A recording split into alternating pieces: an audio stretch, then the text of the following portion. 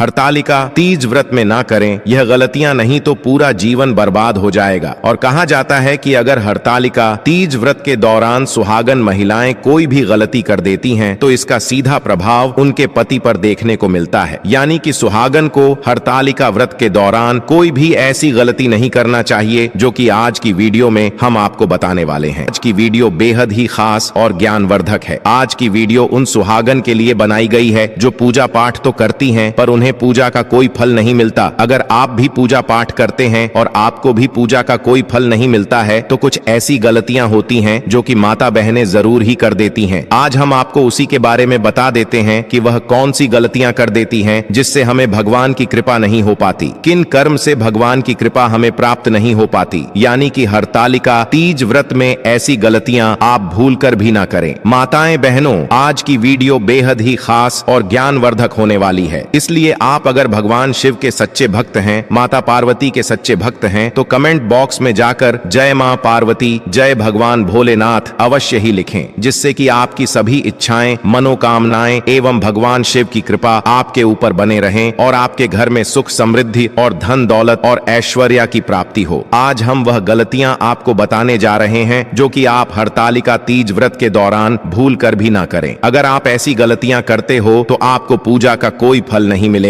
माताएं बहनें, उससे पहले आपको यह जानना बेहद खास है कि हरतालिका तीज व्रत कितनी तारीख को मनाई जाएगी। फिर हम जानेंगे वह कौन सी गलतियां हैं जो हर एक माता बहन पूजा पाठ करते समय यानी कि हरतालिका तीज व्रत के दौरान कर देती हैं, जिससे कि उन्हें कोई फल की प्राप्ति नहीं होती। इसलिए आप इस वीडियो को ध्यान से पूरा देखें और ध्यान पूर्वक सुने। चलिए जान लेते हैं सभी बातों को बारी बारी से। भगवान शिव व माता पार्वती को समर्पित हरतालिका तीज व्रत सुहागन के लिए बहुत ही खास होता है। हिंदू धर्म के अनुसार इस व्रत के प्रभाव से महिलाओं को अखंड सौभाग्य का आशीर्वाद मिलता है। जाने कब रखा जाएगा? व्रत हर साल भाद्रपद या भादो मास के शुक्ल पक्ष की तृतीया तिथि को हरतालिका तीज व्रत रखा जाता है। महिलाएं वैवाहिक जीवन में खुशहाली व अखंड सौभाग्य की प्राप्ति के लिए भगवान शिव व माता पार्वती की पूजा करती हैं। हरतालिका तीज व्रत मुख्य रूप से राजस्थान, मध्य प्रदेश, उत्तर प्रदेश, बिहार और झारखंड में रखा जाता है। हरतालिका तीज को बड़ी तीज कहते हैं। इस तीज से पहले हरियाली और कजरी तीज मनाई जाती हैं। इस साल कब है हरतालिका तीज? इस साल हरतालिका तीज 6 सितंबर 2024 को मनाई जाएगी। तृतीया तिथि 5 सितंबर को दोपहर 12 बजे से 6 सितंबर दोपहर 3 बजे तक रहेगी। पूजन के लिए यह समय सबसे शुभ है।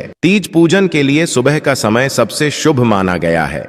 अगर किसी कारणवश सुबह पूजा कर पाना संभव नहीं है, तो प्रदोष काल में शिव पार्वती की पूजा कर सकते हैं। सूर्यास्त के बाद और रात्रि के आने से पहले का समय प्रदोष काल कहा जाता है। भगवान शिव मां पार्वती की विधि विधान से पूजा की जाती है और हरतालिका व्रत कथा को सुना जाता है। हरतालिका तीज व्रत का महत्व मान्यता है कि हरतालिका तीज करने से अखंड सौभाग्य की प्राप्ति होती है। इस दिन सुहागन महिलाएं निर्जला व्रत रखकर पति की लंबी आयु की कामना करती हैं। हरतालिका तीज व्रत 2024 शुभ मुहूर्त। हरतालिका तीज के पूजन का शुभ मुहूर्त 6 सितंबर की सुबह 7 बजे से 10 बजे तक रहेगा। पूजन की कुल अवधि 3 घंटे की है। हिंदू धर्म में सिंदूर को सुहाग का प्रतीक माना जाता है। इसे पति की लंबी उम्र से जोड़कर देखा जाता है, इसीलिए महिलाएं इसे हर दिन अपनी मांग में सजाती हैं। हरतालिका तीज पर महिलाओं को सिंदूर का अनादर भूलकर भी नहीं करना चाहिए। सिंदूर दान को इधर उधर रखने की बजाय संभाल कर रखना चाहिए। हरतालिका तीज पर अपने से बड़ी महिलाओं जैसे सास नदत या फिर जेठानी आदि का अपमान नहीं करना चाहिए। रिश्ते में बड़ी इन महिलाओं से अखंड सौभाग्य का आशीर्वाद मिलता है, इसीलिए तीज वाले दिन इनका दिल नहीं दुखाना चाहिए, वरना यह महिलाएं आपसे अपशब्द भी कह सकती हैं, जो अशुभ माना जाएगा। हरतालिका तीज पर सुहागिनों को काले कपड़े और काली चूड़ियां नहीं पहननी चाहिए। इस दिन लाल या पीला श्रृंगार शुभ माना जाता है, काला रंग अशुभ माना जाता है। हरतालिका तीज पर महिलाओं को काले रंग से खासकर बचना चाहिए, वरना आपकी शादीशुदा जिंदगी में खटास आ सकती है। खुशहाल जिंदगी के लिए पीला या लाल रंग पहने चाहिए। हरतालिका तीज का व्रत रखते समय किसी को भी गलत नहीं बोलना चाहिए और ना ही मन में किसी के लिए गलत ख्याल लाने चाहिए। इस दिन जितना हो सके दूसरों की मदद और उनकी भलाई करनी चाहिए। इस दिन पति की लंबी उम्र के लिए व्रत रखा जाता है, तो पति से किसी भी बात पर झगड़ना नहीं करना चाहिए और ना ही उसको गलत बोलना चाहिए। इस तरह के व्यवहार से दोनों का रिश्ता बेवजह खराब हो सकता है। हरतालिका तीज पर शिव पार्वती की पूजा करने से पहले उनके पुत्र और प्रथम पूज्य गणपति की पूजा सबसे पहले करना। पुत्र से पहले की गई पूजा को शिव पार्वती भी स्वीकार नहीं करते हैं और प्रसन्न होने की बजाय नाराज हो सकते हैं। इस तरह से आपका व्रत अधूरा रह सकता है। इस दिन व्रत रखने वाली महिलाओं को क्रोध नहीं करना चाहिए, इसीलिए महिलाएं हाथों में मेहंदी लगाती हैं ताकि उनका दिमाग ठंडा रहे। व्रत नहीं तोड़ा जाता। ऐसी मान्यता है कि इस दिन व्रती महिला किसी भी तरह का भोजन या अन्य कोई पदार्थ ग्रहण कर लिया जाता है तो अन्न की प्रकृति के अनुसार उसका अगला जन्म कुत्ते में होता है। इसीलिए व्रत को तोड़ा नहीं जाता है और तीज व्रत सबसे श्रेष्ठ और मंगलकारी माना जाता है। इसलिए आप इस दिन विशेष रूप से ध्यान रखें कि आप किसी भी चीज का सेवन ना करें। माताएं बहनों, अगर आपको फिर भी ललचा रहती है तो आप एक काम कर सकते हैं। आप अपने पास किसी ऐसी चीज को ना रखें जिससे कि आपका मन विचलित हो और खाने का मन करे। इसलिए आप उन चीजों से तीज व्रत के दिन दूर रखें तो आपके लिए बहुत ही शुभ और मंगलकारी माना जाएगा। महिलाओं को रात भर जागना जरूरी होता है, क्यों 8 प्रहर पूजा भी करना होती है। और यह भी मान्यता है कि जो महिला सो जाती है उसे अजगर या मगरमच्छ में जन्म होता है। इस दिन किसी भी माता बहनों को गलती से भी नहीं सोना चाहिए, क्योंकि यह बिल्कुल भी शुभ नहीं माना जाता। और माता पार्वती भी ऐसी महिला से रुठ जाती है और भगवान शिव ऐसी पूजा का कोई फल प्रदान नहीं करते हैं। इसलिए आपको इन बातों का ज्ञान होना बेहद जरूरी है। इस दिन आपको भूल से भी नहीं सोना है। आपको इस बात को विशेष रूप से ध्यान रखना है, बल्कि पूजा भक्ति में ही पूरी रात आपको लगे रहना है। इस दिन आपको एक पल भी नहीं सोना चाहिए। अगर आप इस व्रत को सच्चे दिल से कर रही हैं तो आपकी नींद बिल्कुल भी नहीं आने वाली है। इसलिए आपको बता दें, जो भी महिला तीज का व्रत रखती है उसे इस दिन भूल से भी नहीं सोना चाहिए, क्योंकि यह बिल्कुल शुभ नहीं माना जाता। क्योंकि जिस महिला को नींद आती, इसका मतलब सीधा उसने इस व्रत को सच्ची हृदय से, सच्चे मन से, भगवान की सच्ची आस्था से इस व्रत को रखा नहीं रखा है। इसलिए उस महिला को कभी भी नींद नहीं आती। जिसने इस व्रत को सच्ची हृदय से नहीं रखा हो, उस महिला को जरूर नींद आती है। इस बात का आपको विशेष रूप से ध्यान रखना है। माताएं एवं बहनों, आपने वीडियो को अभी तक लाइक ना किया हो तो लाइक अवश्य ही कर दें और कमेंट बॉक्स में जय मां पार्वती, जय भगवान शिव अवश्य ही लिखें, जिससे कि सभी देवी देवता की कृपा आपके और आपके परिवार पर बनी रहे और भगवान शिव का आपको विशेष आशीर्वाद प्राप्त हो सके। ऐसी मान्यता है कि इस दिन महिलाएं यदि भूल से भी दूध का सेवन कर लेती हैं तो अगले जन्म में सर्प में जन्म होता है। अगर आपके घर में दूध आता है, आप अपने बच्चों को दूध पिलाते हैं तो अच्छी बात है, लेकिन इस बात का आपको विशेष रूप से ध्यान रखना है और पति के साथ झगड़ा ना करें। यह व्रत पति की दीर्घायु अर्थात लंबी उम्र के लिए रखा जाता है। अतः महिलाएं इस दिन पति से किसी भी प्रकार का क्लेश या झगड़ा नहीं करें। इससे माता पार्वती आपसे रुठ जाती है और भगवान भी आपसे क्रोधित हो जाते हैं। ऐसी महिलाएं को व्रत नहीं रखना चाहिए, क्योंकि उसके कोई फल नहीं मिलता, बल्कि उसके पति और उसे घोर पाप लगता जाता है। इसलिए माताएं बहनों, आप इस दिन भूल कर भी नहीं करना चाहिए। इस दिन अपने से बड़े बुजुर्गों सहित छोटों का भी अपमान नहीं करें। इससे आपको अपने व्रत का फल नहीं मिलता है। ऐसा माना जाता, जो महिलाएं ऐसा करती हैं उसे इस पूजा का कोई भी फल नहीं मिलता है। इसलिए हरतालिका तीज के दिन आपको इस बात का विशेष रूप से ध्यान रखना है कि आपको ना तो किसी पर क्रोधित होना है और ना ही किसी से ज्यादा वार्तालाप या बहस करनी है। और व्रत के नियमों का पालन करने से व्रत का फल प्राप्त होता है और व्रत सफल होता है। व्रत के नियमों में निम्नलिखित बातें शामिल हैं। व्रत के दौरान अन्न नहीं खाना चाहिए। व्रत के दौरान पानी भी नहीं पीना चाहिए। व्रत के दौरान किसी भी प्रकार का तामसिक भोजन नहीं करना चाहिए। व्रत के दौरान किसी भी प्रकार का नशीला पदार्थ नहीं लेना चाहिए। व्रत के दौरान पवित्र और शुद्ध रहना चाहिए। व्रत के दौरान भगवान की पूजा और आराधना करनी चाहिए। तीज व्रत के दौरान क्रोध करने से व्रत का फल नहीं मिलता है। क्रोध करने से व्रत की पवित्रता भंग होती है और व्रत सफल नहीं होता है। क्रोध करने से बचने के लिए निम्नलिखित बातों का ध्यान रखना चाहिए। व्रत के दौरान शांत और धैर्यवान रहना चाहिए। व्रत के दौरान किसी भी प्रकार की नकारात्मक भावना को मन में नहीं आने देना चाहिए। व्रत के दौरान भगवान की पूजा और आराधना करनी चाहिए। व्रत के दौरान किसी भी प्रकार की हिंसा या उग्रता से बचना चाहिए।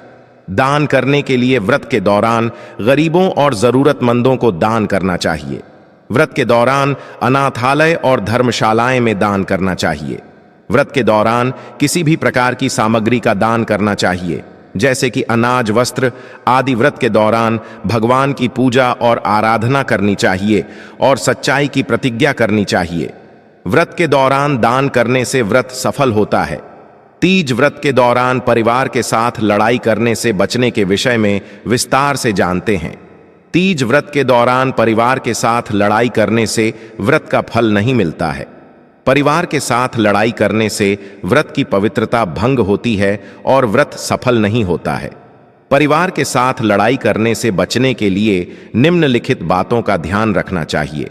व्रत के दौरान परिवार के साथ प्यार और स्नेह से पेश आना चाहिए। व्रत के दौरान परिवार के साथ किसी भी प्रकार की लड़ाई या विवाद से बचना चाहिए। व्रत के दौरान परिवार के साथ सहयोग और समझदारी से काम लेना चाहिए। व्रत के दौरान भगवान की पूजा और आराधना करनी चाहिए और सच्चाई की प्रतिज्ञा करनी चाहिए। व्रत के दौरान परिवार के साथ मिलजुल कर रहना चाहिए और प्रेम से पेश आना चाहिए। हिंसा से बचने के लिए बातों का ध्यान रखना चाहिए। व्रत के दौरान किसी भी प्रकार की हिंसा नहीं करनी चाहिए। व्रत के दौरान किसी भी जीव को नहीं मारना चाहिए। व्रत के दौरान किसी भी प्रकार की उग्रता से बचना चाहिए। व्रत के दौरान प्यार और दया से पेश आना चाहिए।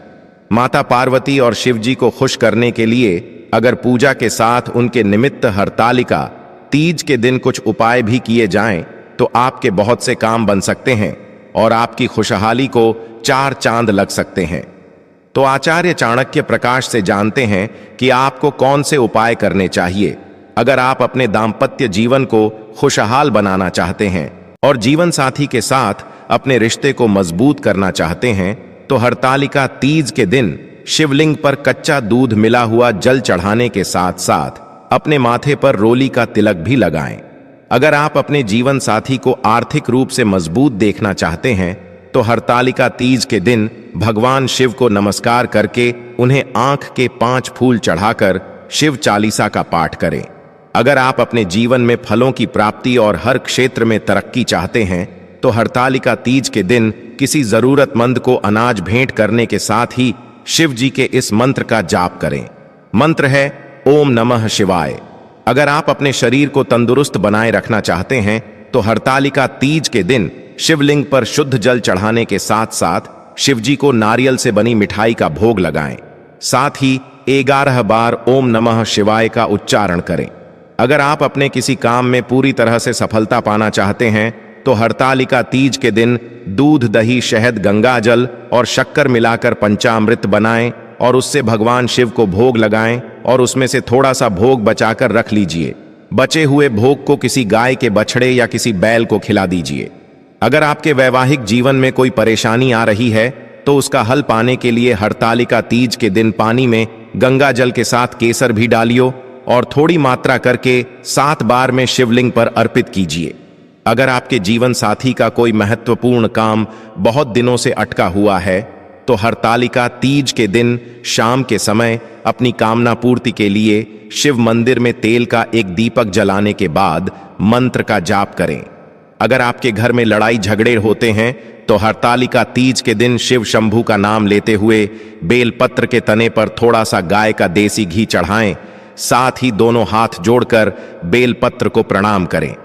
अगर आप अपनी संतान की तरक्की चाहते हैं, उसके जीवन में खुशहाली देखना चाहते हैं तो हरतालिका तीज के दिन 21 बेलपत्र लेकर साफ पानी से धोकर उन पर रोली से टीका करके शिवलिंग पर चढ़ाए और हर बार एक बेलपत्र चढ़ाते समय गायत्री मंत्र का जाप करें।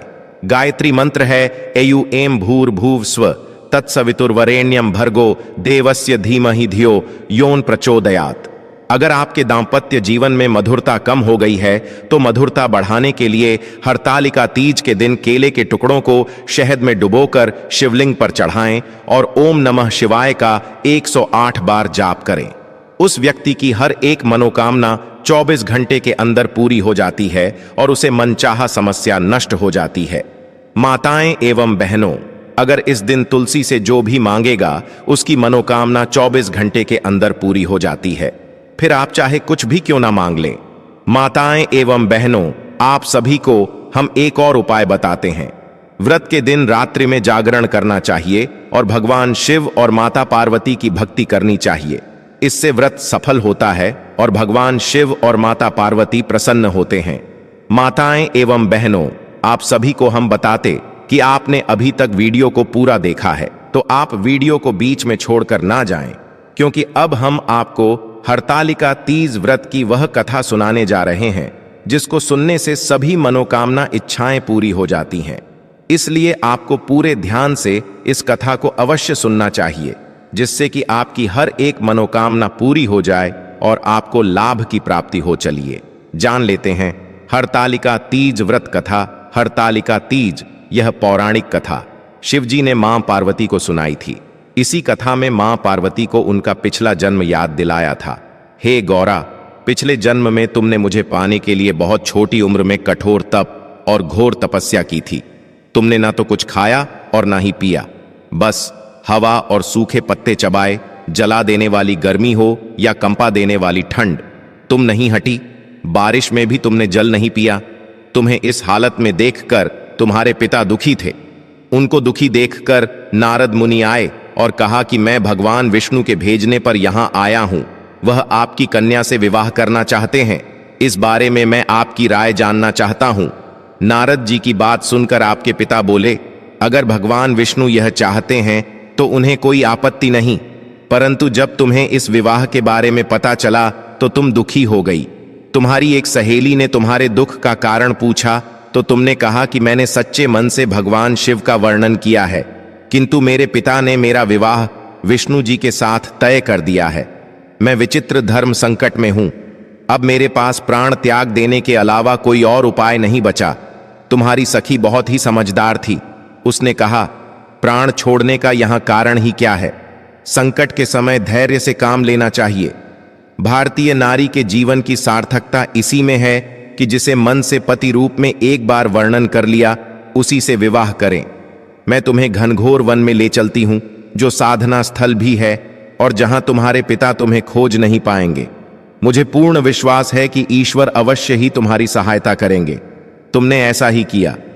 तुम्हारे पिता तुम्हें घर में ना पाकर बड़े चिंतित और दुखी हुए। इधर तुम्हारी खोज होती रही, उधर तुम अपनी सहेली के साथ नदी के तट पर एक गुफा में मेरी आराधना में लीन रहने लगी। तुमने रेत से शिवलिंग का निर्माण किया। तुम्हारी इस कठोर तपस्या के प्रभाव से मेरा आसन हिल उठा और मैं शीघ्र ही तुम्हारे पास पहुंचा और तुमसे वर मांगने को कहा। तब अपनी तपस्या के फलीभूत मुझे अपने समक्ष पाकर तुमने कहा, मैं आपको सच्चे मन से पति के रूप में वर्णन कर चुकी हूं। यदि आप सचमुच मेरी तपस्या से प्रसन्न होकर यहां पधारे हैं तो मुझे अपनी अर्धांगिनी के रूप में स्वीकार कर लीजिए। तब तथास्तु कहकर मैं कैलाश पर्वत पर लौट गया। उसी समय गिरिराज अपने बंधु बांधव के साथ तुम्हें खोजते हुए वहां पहुंचे। तुमने सारा वृतांत बताया और कहा कि मैं घर तभी जाऊंगी अगर आप महादेव से मेरा विवाह करेंगे। तुम्हारे पिता मान गए और उन्होंने हमारा विवाह करवाया। इस व्रत का महत्व यह है कि इस व्रत को पूर्ण निष्ठा से करने वाली प्रत्येक स्त्री को मनवांछित फल देता हूं। इस पूरे प्रकरण में तुम्हारी सखी ने तुम्हारा हरण किया था, इसलिए इस व्रत का नाम हरतालिका व्रत हो गया। इस व्रत से जुड़ी एक मान्यता यह है कि इस व्रत को करने वाली महिलाएं माता पार्वती के समान ही सुखपूर्वक पतिम करके शिवलोक जाती हैं।